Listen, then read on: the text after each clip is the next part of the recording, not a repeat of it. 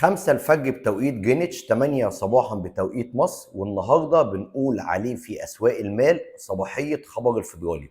الفيدرالي خفض 25 نقطه اساس كما كانت التوقعات في اسواق المال، وكانت لهجه جيروم باول ولا هي تيسيريه ولا هي تشدديه، انما تحفظيه، وربط تحركاته الفتره اللي جايه بالبيانات الاقتصاديه، بدليل ان لما صحفي ساله على تاثير السياسه وتاثير اداره ترامب، قال له معروف ان الفيدرالي الامريكي لا يخضع لاي ضغوط سياسيه ويتحرك وفقا للبيانات الاقتصاديه التي تفضل مصلحه الشعب الامريكي.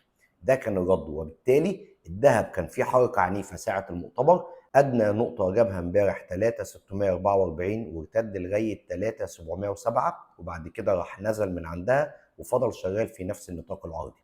النهارده الاسواق الاسيويه كان تفاعلها ضعيف جدا مع قرار الفيدرالي امبارح، وفضلت شغاله في نفس النطاق العرضي ما بين 3652 لغايه 3672 اعلى نقطه حتى الان، وشغال دلوقتي ب 3654.